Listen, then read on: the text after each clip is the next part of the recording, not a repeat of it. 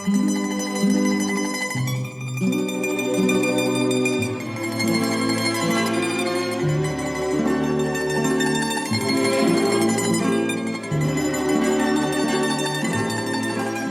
this is LoCoco. Welcome back to my podcast channel. Today I'm thrilled to be with Kirk Redmann. Kirk was born and raised in New Orleans. He attended Jesuit High School and Tulane University, where he obtained a degree in fine arts. On December 24th, 1983, just 3 days before his 22nd birthday, Kirk became the youngest tenor to make his Metropolitan Opera debut. Welcome, Kirk. Great to be here, Chip. So, Kirk, I thought today what we're going to do is we're going to take an aria, and you and I are going to dissect that aria, analyze that aria, and show the audience and let the audience hear that aria in different sections so that we can kind of explain how does a singer go about presenting this to the public. What is the aria we're going to listen to? The aria is from an opera by Francesco Cilea called L'Arlesiana. And the aria that we're going to look at today is the Lamento di Federico. It's an aria that Federico sings about a lost love that he, had set all his dreams and all his hopes on, and he's just devastated by the loss of this love. So, Kirk, the opera itself is not very well known. However, this aria has been sung by most of the great singers, correct? Correct. Most of the great tenors. I mean, the tenor aria from this opera is probably one of the most famous tenor arias, and, all the great tenors since Caruso have pretty much recorded this aria. So, who is the tenor we're going to listen to specifically today? Today we're going to listen to Giuseppe di Stefano. He was a very famous tenor, born in Catania, Sicily, and came on the scene post-World War II, and his career just took off. I mean, he did multiple recordings with Maria Callas, duet albums. He was a favorite of La Scala. He was a favorite of the Metropolitan Opera. He was, all across the world, he was in demand. Kirk, why don't you go ahead and set the scene for our audience for this aria? So in this section of the opera, Federico has received some letters that were passed on to him by his mother that, spell out the betrayal, and that she is going to now, marry someone named Metifio. And so he's devastated by this. He comes into the sheepfold where the sheep are kept, and he hears L'innocente, his younger brother, talking about this famous old story about a goat, and it reminds him of some of the turmoil. And so he starts to sing about, L'innocente falls asleep in the middle of wanting to recount this tale, and Federico sees this, admires his sleep, is envious of his sleep, and then turns into, why he's so envious of this sleep, and that, this pain of the loss of this love of his, who's, like I said, he set all his dreams on, is just devastating to him, and it's making him ill. So this recording that we're going to listen to of Di Stefano was recorded when? This was recorded in 1947, I believe. So shortly after World War II was over, like I said, Di Stefano started to come on the scene, and started to making the circuit with some of the great opera houses in Italy. And the conductor? The conductor is Alberto Erede, and it's the London Philharmonic Orchestra. So here is the voice of Giuseppe Di Stefano.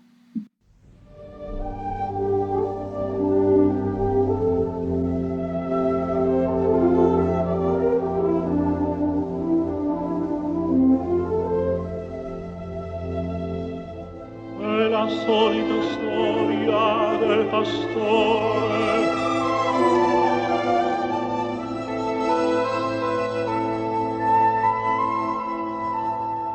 il povero ragazzo voleva raccontarla,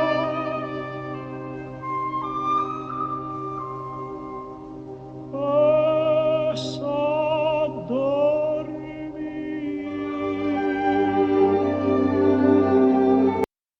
that opening sets up the pastoral nature of this aria. It's very, very well done, beautiful, and very sweet.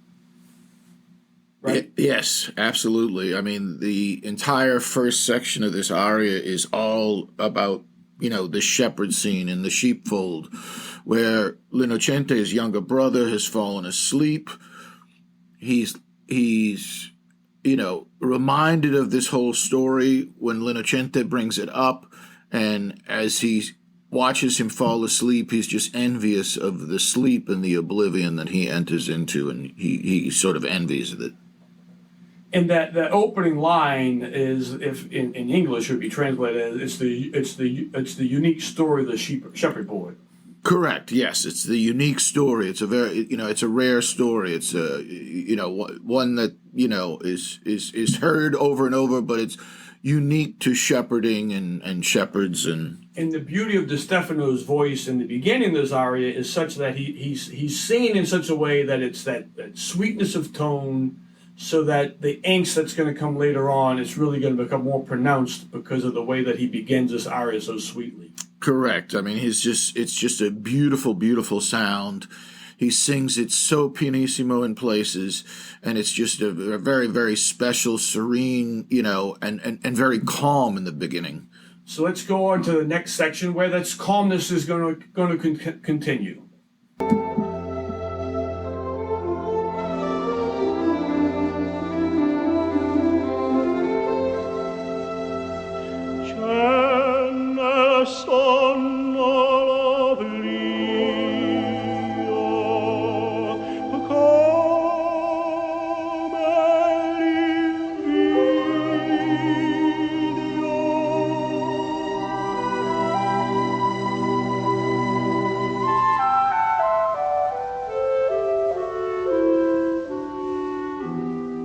So as we continue with this section, Di Stefano stays in that pastoral, blissful sound, that sweet sound of his. Yeah. And we're still in that very kind of oblivion, right? He's talking about oblivion. Yeah, it's a very sweet passage, and he's envious of the boy's sleep, and it's very serene, and the way that he sings it just captures that beautifully. That we're still in that sweet mode, and him envying the boy's sleep and the boy entering into oblivion, and the music just sets it up beautifully. In that one section he sings that how I envy him, the Italian would be Come l'invidio.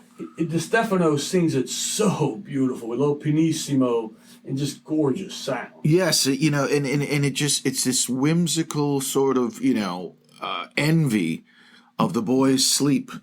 And his ability to go into that oblivion, and as the aria progresses on, we'll understand why he's so envious of that oblivion. Right after that is a little orchestra interlude in the aria itself. Yeah, there's a transition, and what you hear in this recording, I really like, because it's what was originally composed by Cilea. It's like an orchestral transition that just goes down a scale, and it's a beautiful change, because what's going to come after it, of course, is much more of what the crux of the matter is. And in some other recordings, and most other recordings, there's a sort of like a Hitchcock-like transition that is almost like a trilo that resolves. But it's so sudden, it almost emphasizes more even what is ahead, what's coming next. It's almost like a suspense catcher that tells you what's coming next. But in this recording, it's just the simple orchestral transition down the scale, which is sort of a metaphor for where Federico's life is going. Because everything's about to change. Right. Here we go.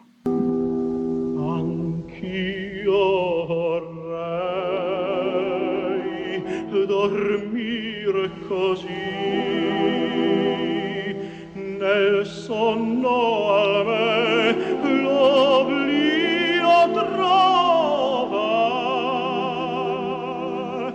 la pace sol cercandi amor vorrei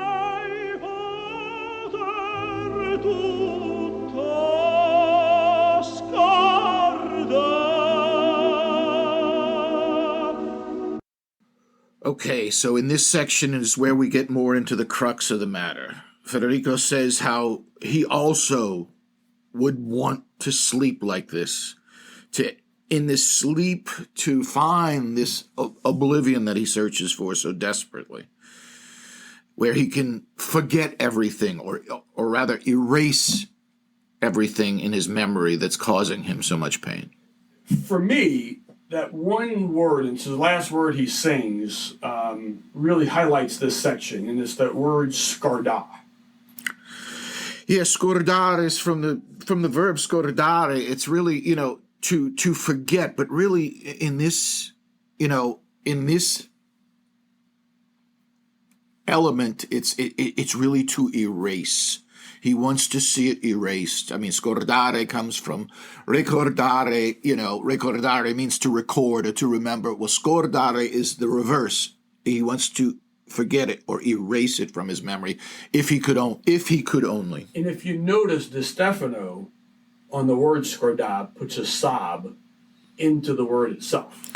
Yeah, just he's singing it at such a pianissimo that when he sings scordare, you hear the hint of a sob right in the middle of the word. And it's so special because,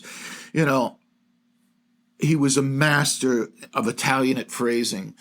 And, this beautiful, beautiful, beautiful sound, to hear a little hint of a sob, it just drives in much more what that emotion is about. And I mean, scordare, the S is an unvoiced consonant. The C is a consonant, but it's not made with the voice. It's more made with the diction.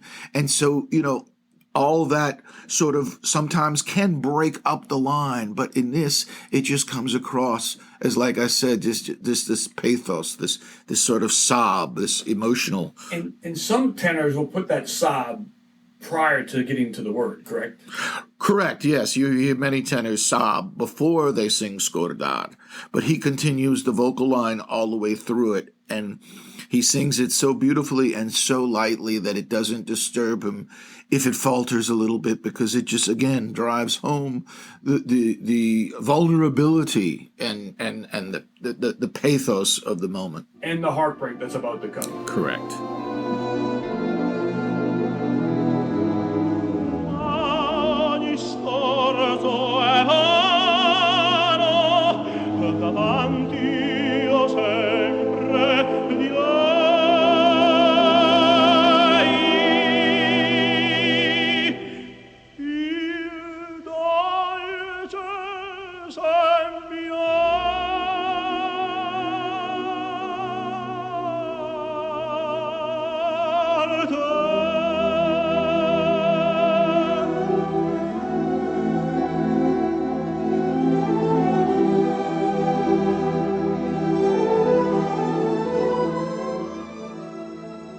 So now we're right in the heart of the aria.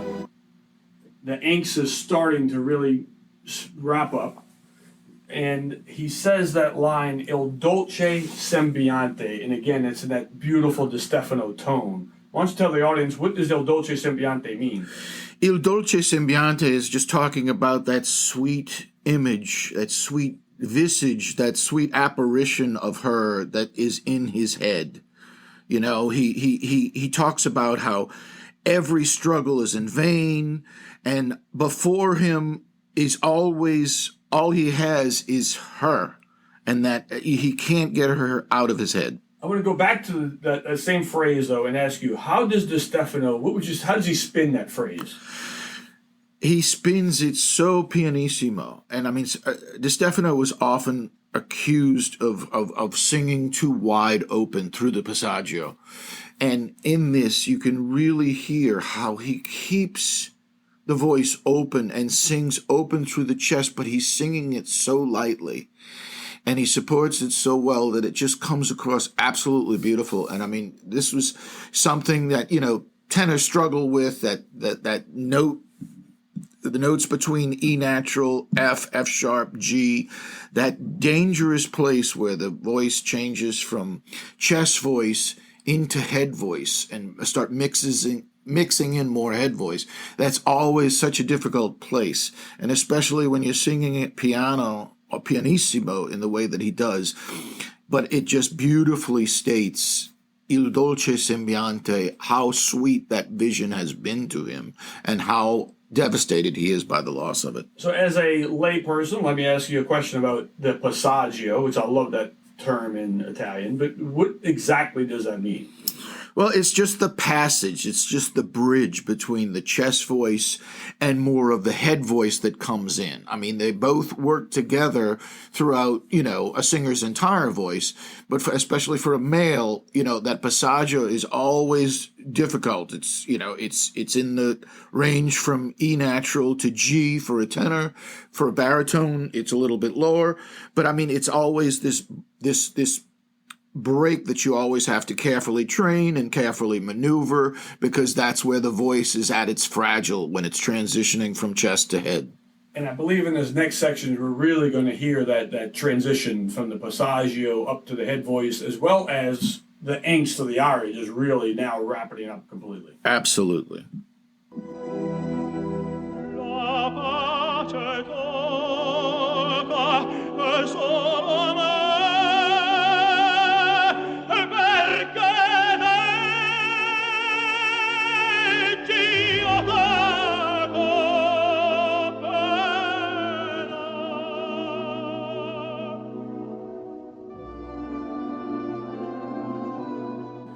So Kirk, the angst has really picked up right here.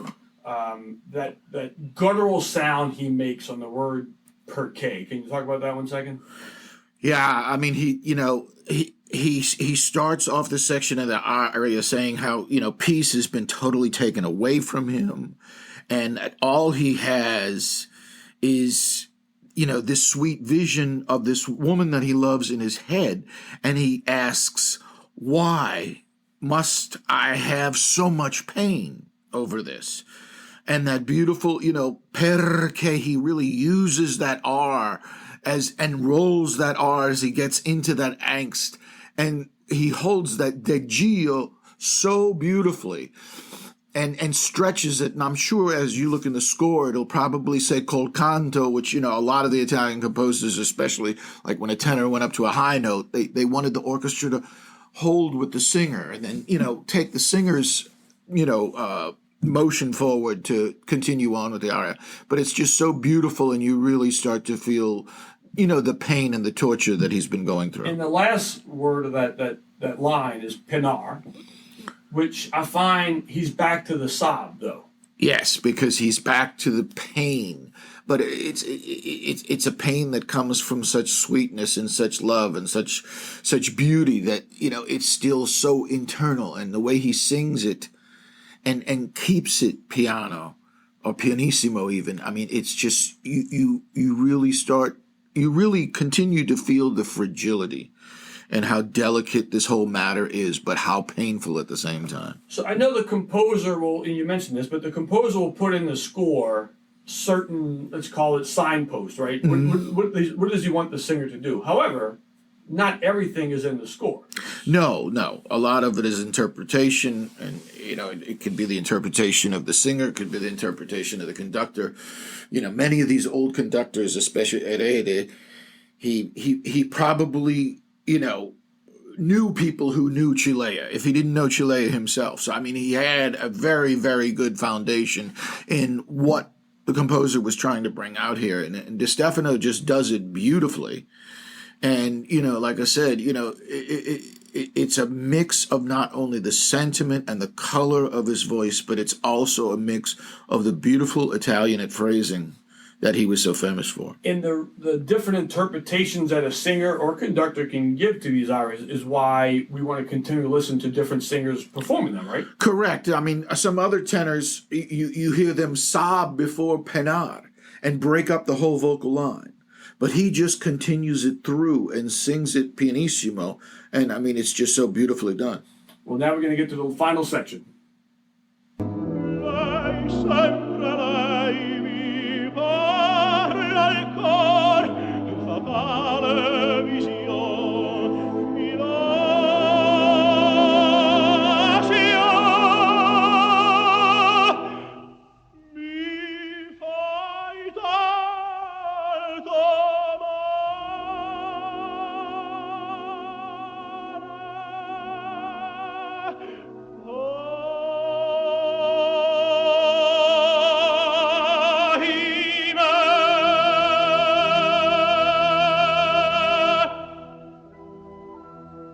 I'm sitting across the table from Kirk, and we're both listening to Di Stefano's voice with a smile on our face at the end of his eye.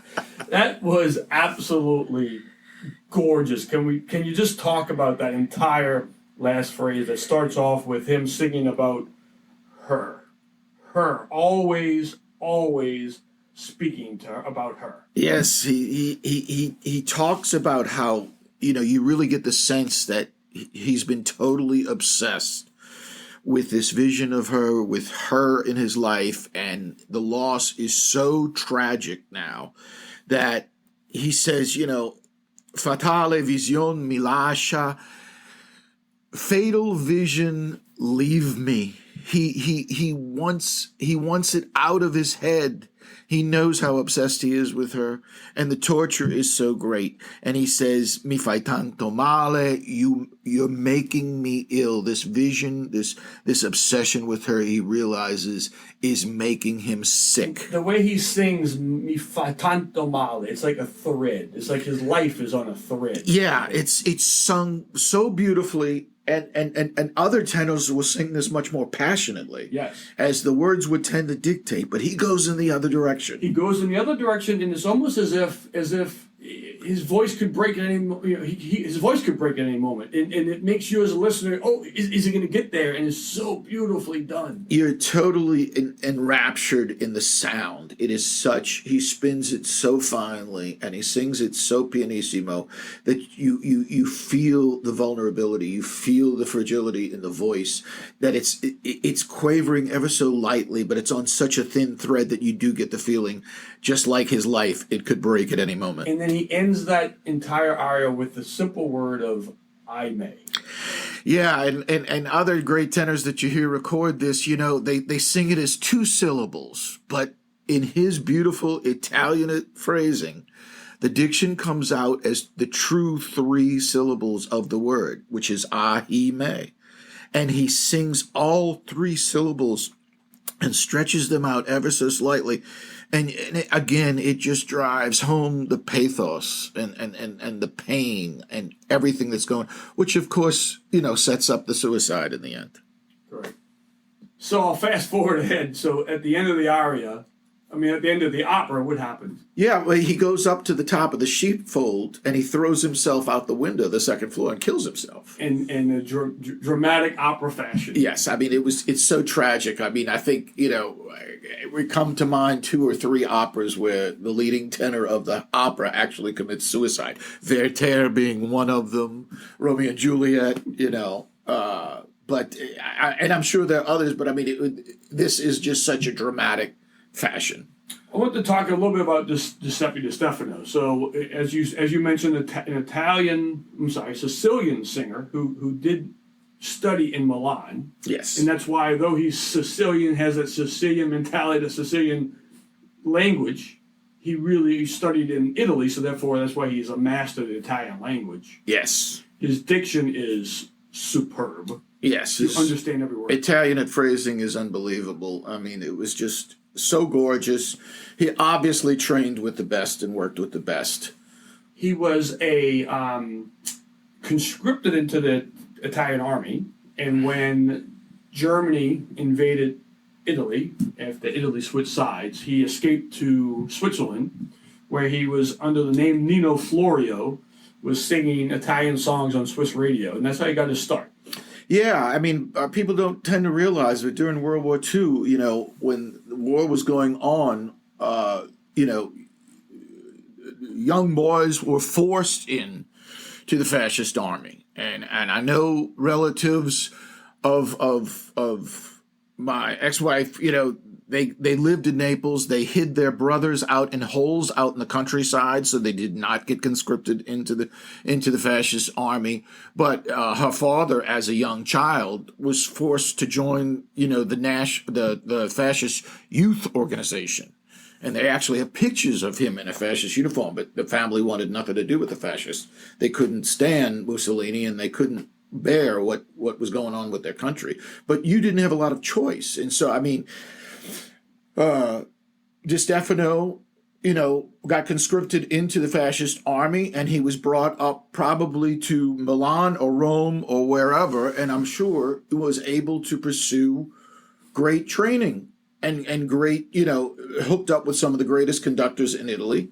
So if you go to YouTube, you can find some of those early recordings on Swiss radio for Di Stefano, and he's like 22 years old, 23 years old, and the voice is just, you've never heard anything so beautiful in your life. Yeah, no, it was a very gorgeous voice, and I'm sure that catapulted him into getting in with some of the best conductors and some of the best teachers that were in Milan and northern Italy, He made his debut at the La Scala Opera House around 1947 in Manon, and then his career really just completely exploded, where he became the main singer of Maria Callas. Yes. On stage and also in recordings. Yes, absolutely. In 1959, he sang at the New Orleans Opera in La Boheme. Can you tell me who the musetta was in that performance? It was my mother, Audrey Shue Redman. And who was the soprano? The soprano was Licia Albanese. She sang the role of Mimi. Di Stefano, of course, sang Rodolfo. Giuseppe Valdango was the baritone Marcello, and my mother sang Musetta. And who was the Colline? Colline was Norman Traeger, and believe it or not, even Arthur Cosenza, who ended up becoming general director of New Orleans Opera, he sang the role of Schaunard. One other note about Pippo, as his friends and family used to call him. There's a great video on YouTube with Luciano Pavarotti, where Pavarotti's talking about his favorite singers: Caruso, Tita Schipa, Beniamino Gigli, who was his father's favorite singer, and then all of a sudden he plays Di Stefano singing a Lucivani Le Stelle from Tosca, and Pavarotti's voice lights up. And he says, "This was the voice that led me to opera. This was the voice that caused my father to slap me when I said, 'This is who I want to sound like.'" And his father said, "No, you have to sing like Gigli." And he goes, "No, Dad, this is who I want to sound like." That openness. And let's go back and talk about that open sound of Di Stefano. Yeah, well, I think there's something else going on too here, and that was this prejudice between the Northern Italians and the Sicilians. He was from Sicily. Would Pavarotti's father ever have lauded Di Stefano? Probably not. But the gorgeous voice is there. All the great singers have marveled over the sound that Di Stefano made, and there's so many examples of it, and there's so many great recordings of operas out there with him on it. And it was a very, very special sound. And it was, when he was younger, he could sing more open up through the passaggio and then flip the voice over into the head. But even in this recording, when he sings Mi Lascia, he's going right up in the passaggio and he sings it protected and covered. He doesn't sing it wide open. And so there were better technical choices made when he was younger in his career. As he got older, his playboy personality, there were great stories about him when he was singing in Monaco and he was upset. They flew in his sports car so he could drive it around the French Riviera, and he got in the car and took off. It's just, there's so many stories about him because he did have such an incredible career. He was lauded all over the world and brought into places that most people didn't even venture into. Well, to prove how good he was, Rudolph Bing was asked one time. Rudolph Bing was a Metropolitan Opera director. What was the greatest voice you ever heard from that stage? Just think about that. Man was there for so long, and he heard the greatest singers ever. And he said the greatest moment opera that he ever heard was Giuseppe Di Stefano singing from Faust. Yes, Giuseppe Di Stefano. It's a famous live recording of Faust at the Metropolitan Opera, where he sings the high C and approaches it full blown, and then he pulls it back to such a pianissimo it almost is down to a whisper, and and the vocal line never breaks. And of course, after the aria was over, the audience just went crazy. Well, I think for the audience members, what you should do is you should go on YouTube, look up the aria Lamento di Federico, listen to different singers sing it, put on Di Stefano as the last one, and compare and see which ones you may not like this one the best. You may like someone else's the best.